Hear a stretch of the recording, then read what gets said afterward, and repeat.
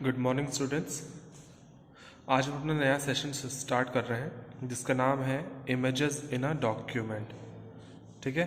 इसमें हम देखेंगे कि किस तरीके से हम जब भी डॉक्यूमेंट क्रिएट करते हैं तो उसमें कोई इमेज हम किस तरह से इंक्लूड कर सकते हैं या फिर अपने से कोई ड्राइंग हम कैसे उसमें बना सकते हैं, कैसे इंक्लूड कर सकते हैं। ठीक है, तो चलिए स्टार्ट करते हैं। देखते हैं यहाँ पर दिया हुआ है inserting images graphics from various sources, यानी कि इमेज हो गया आपका, ग्राफिक्स हो गया या फिर ग्राफिक्स इंक्लूडेड, मतलब कि कोई भी ड्राइंग ऑब्जेक्ट आपका हो गया जैसे आप ड्रॉ कर रहे हैं। ठीक है, वो ऑब्जेक्ट आप किस तरह से, कहाँ से, आप कैसे इंक्लूड करेंगे वो हम इससे पढ़ेंगे। सबसे पहले हम जानते हैं ड्राइंग ऑब्जेक्ट्स और पिक्चर्स क्या होते हैं या इमेजेस क्या होते हैं। ड्राइंग ऑब्जेक्ट्स का मतलब होता है ऐसे ऑब्जेक्ट्स जिन्हें हम खुद से ड्रॉ करते हैं या फिर प्री डिफाइंड कुछ ऑब्जेक्ट्स होते हैं जिन्हें हम ड्रॉ करते हैं या फिर उन्हें रीसाइज करते हैं अपने अकॉर्डिंग। जब रीसाइज करते हैं तो उन्हें हम उन चीज़ों को, उन ऑब्जेक्ट्स को क्या कहते हैं, ड्राइंग ऑब्जेक्ट्स कहते हैं हम। ठीक है, जैसे आप यहाँ पर देख सकते हैं लिखा हुआ drawing objects include auto shapes, curves, lines and graphics. Text art drawing objects, यानी कि ड्राइंग ऑब्जेक्ट्स क्या क्या होते हैं, जैसे कोई ऑटो शेप्स हो गया, सपोज आपका जैसे ये देखिए सर्कल है आपका, ठीक है, स्क्वायर है, ऐसा कोई शेप हो गया, या फिर कर्व्स आपका हो गया, कर्व हो गया आपका, कोई लाइन हो गई आपकी, एरो हो गया, कुछ भी जो भी आप ड्रॉ कर रहे हैं, कोई वर्ड आर्ट या टेक्स्ट आर्ट हो गया आपका, जो भी चीज़ें आप ड्रॉ कर रहे हैं वो आपका क्या कहलाता है, ड्राइंग ऑब्जेक्ट कहलाता है। इसी तरीके से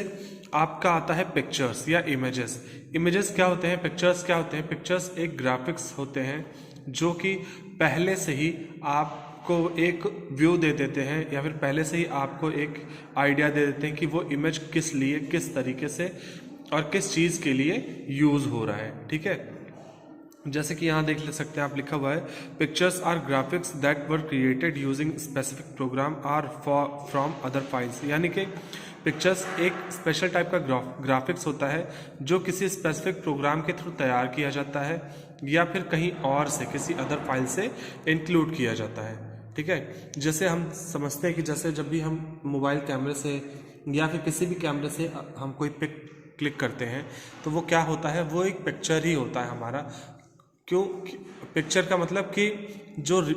आपके रियल में जो चीज़ें हैं उनकी एक इमेज वो कैप्चर करके आपके सामने एक हार्ड कॉपी में वो प्रोवाइड करता है। ठीक है, ये हो गया आपका पिक्चर।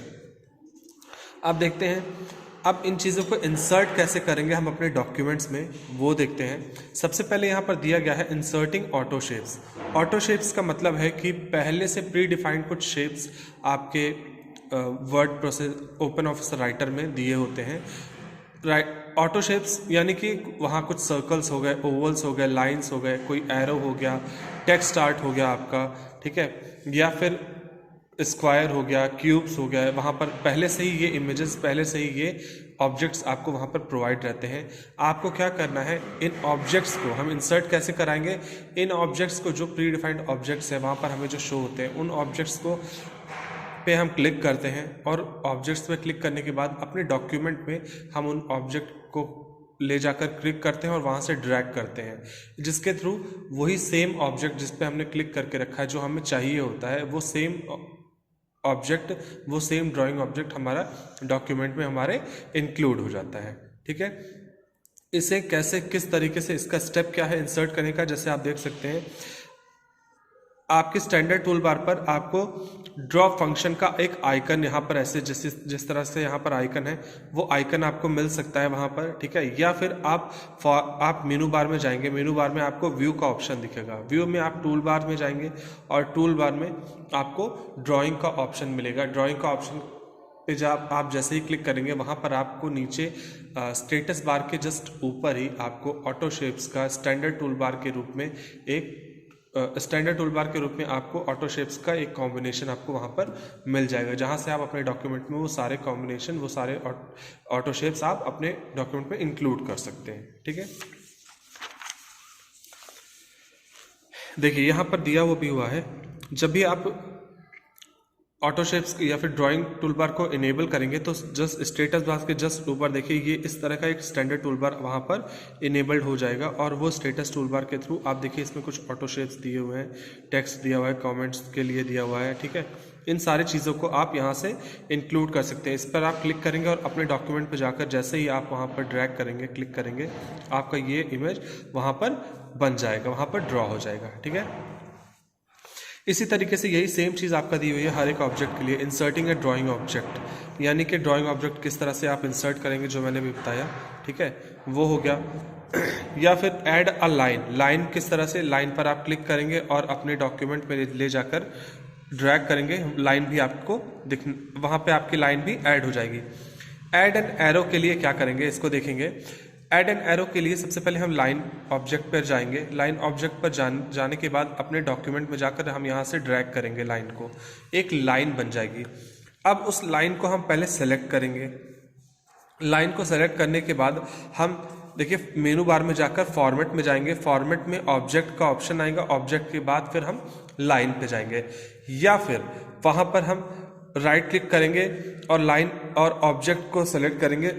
राइट क्लिक करने के बाद जो हमारा सब लिस्ट आएगा, सब मेनू आएगा वहाँ पर, उसमें से हम लाइन को सेलेक्ट करेंगे। लाइन को सेलेक्ट करने के बाद ही हमारे पास एक विंडो ओपन होकर आएगा। इस विंडो के थ्रू हम वहाँ पर एरो को ऐड कर सकते हैं, लाइन की थिकनेस कितनी होनी चाहिए, किस कलर का होना चाहिए, हम ये सारी चीज़ें वहाँ से डिसाइड कर सकते हैं। अगर हमें एरो ऐड करना है, देखिए एरो स्टाइल ऐड करने के लिए लाइन पर यहाँ ये 2 तरह के ड्रॉप डाउन मेनू दिए हैं, 2 ड्रॉप डाउन मेनू आपके यहाँ पर दिए हुए हैं। इन ड्रॉप डाउन मेनू पे लेफ्ट, अगर आप लेफ्ट पे साइड पे एरो चाहते हैं लाइन के तो आप लेफ्ट से सेलेक्ट करेंगे, और अगर राइट साइड से एरो चाहते हैं तो राइट का सेलेक्ट करेंगे। देखिए यहाँ डिफरेंट टाइप के एरोज भी दिए हुए हैं, इसमें से जो आपको अच्छा लगता है, मीन्स जो आप वहाँ चाहते हैं जिस तरीके का, उससे सेलेक्ट करके इंक्लूड कर सकते हैं। और ओके पर क्लिक करेंगे तो उस साइड का, जिस साइड का आपने सेलेक्ट कर रखा है उस साइड का वहाँ पर अप्लाई हो जाएगा, एरो वहाँ पर आ जाएगा, ठीक है। Insert a text box. अब टेक्स्ट बॉक्स क्या, जैसे आप देखेंगे एक आपको स्टैंडर्ड टूल बार पे एक ऐसा टी जैसा आइकन बना हुआ दिखेगा। इस आइकन को जैसे ही हम क्लिक करेंगे और अपने डॉक्यूमेंट पे जहाँ पर हमें ज़रूरत होगी वहाँ पर क्लिक करेंगे तो एक छोटा सा बॉक्स हमारे पास आ जाएगा। उस बॉक्स में हम अपने अकॉर्डिंग चीज़ों को लिख सकते हैं, उस बॉक्स के अंदर ही अपने डॉक्यूमेंट में। मेनली इस टेक्स्ट बॉक्स का यूज़ क्यों करते हैं, सपोज हमारे पास कोई ऑब्जेक्ट है, उस ऑब्जेक्ट के बारे में अगर हम कुछ थोड़ा सा स्पेसिफाई करना चाहते हैं, या फिर कोई ऑब्जेक्ट है जिसके लिए हम थोड़ा सा कमेंट वहाँ पर देना चाहते हैं, तो कमेंट सेक्शन बनाने के लिए या उस ऑब्जेक्ट को स्पेसिफाई करने के लिए हम टेक्स्ट का यूज़ करते हैं, वहाँ पर टेक्स्ट बॉक्स का यूज़ करते हैं, और उसमें हम उस पर्टिकुलर बॉक्स के अंदर ही लिखते रहते हैं और उसे अपने अकॉर्डिंग हम फॉर्मेट भी कर सकते हैं, ठीक है। फिर यहाँ पर दिया है चेंज लाइन स्टाइल और line colour in a drawing object. Same जैसे मैंने अभी बताया आपको, ये जो फिगर है आप यहाँ से इसकी स्टाइल, कलर और बाकी चीज़ें चेंज कर सकते हैं।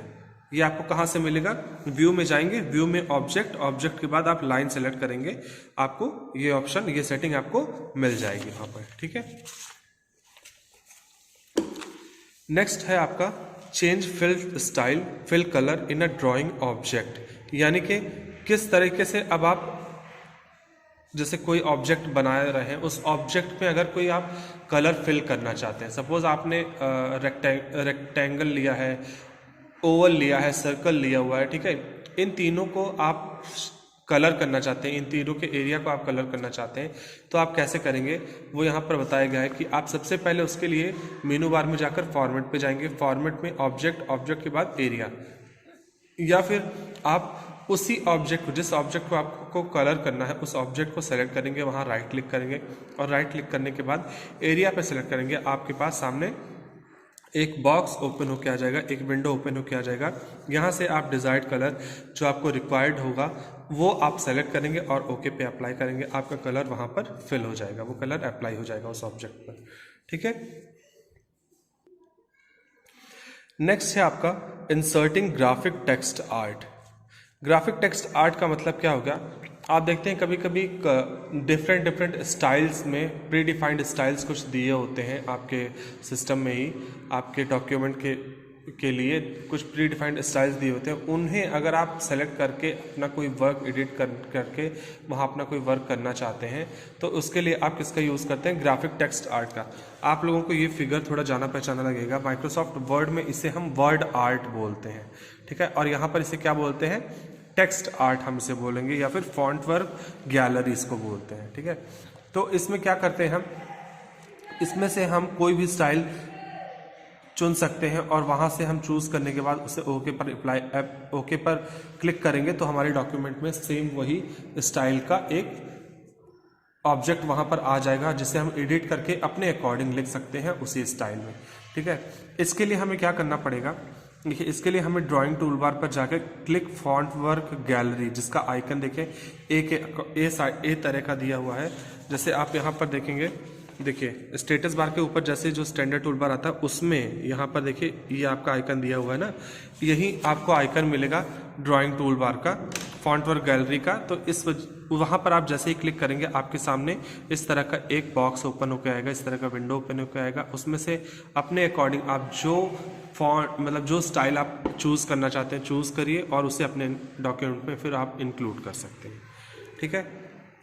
सेम इसी तरीके से अगर आप कोई पिक्चर या फाइल पिक्चर आप इंक्लूड करना चाहते हैं तो वो कैसे करेंगे, पिक्चर देखिए यहाँ दो चीज़ें दी हुई हैं, to insert a picture from a file, यानी किसी फाइल से किसी फोल्डर से अगर आप इंक्लूड करना चाहते हैं कोई पिक्चर को तो उसके लिए आप क्या करेंगे, इंसर्ट पे जाएंगे मेनू बार में, उसके बाद पिक्चर्स पे क्लिक करेंगे, ऑप्शन आएगा आपके पास, पिक्चर्स पे क्लिक करने के बाद फ्रॉम फाइल का ऑप्शन आएगा। वहाँ पर फ्रॉम फाइल से ऑप्शन चूज़ करने के बाद आप को एक विंडो ओपन होकर आएगी। उस विंडो में जहाँ पर भी आपने वो इमेज सेव कर रखी है उस फोल्डर में जाएंगे, वहाँ से आप उस इमेज को सेलेक्ट करके अपने डॉक्यूमेंट में इंसर्ट करवा सकते हैं। नेक्स्ट इसी तरीके से है to insert a picture from gallery. सबसे पहले समझते हैं कि गैलरी क्या होती है। गैलरी का मतलब कि जहाँ पर भी आपका सारा मीडिया फाइल जितना भी होता है, मीडिया फाइल आपका क्या कह सकते हैं कि ऑडियो फाइल, वीडियो फाइल, आपका इमेज, ठीक है, आपके जिफ्स जहाँ पर भी एक साथ स्टोर होते हैं उसे क्या कहते हैं, गैलरी कहते हैं। तो गैलरी से अगर हमें कुछ इंक्लूड करना होगा तो सबसे पहले हम टूल्स में जाएंगे, टूल्स में गैलरी ऑप्शन पे जाएंगे, या फिर गैलरी का आइकन बना होगा स्टैंडर्ड टूल बार पे ही, उस स्टैंडर्ड टूल बार पे हम गैलरी का ऑप्शन पे क्लिक करेंगे और हमारे सामने सारे इमेज की एक गैलरी हमारे सामने आ जाएगी, ठीक है। वहाँ से हम अपना इमेज चूज़ करेंगे, देन उसे अपने डॉक्यूमेंट में इंसर्ट करवाएंगे।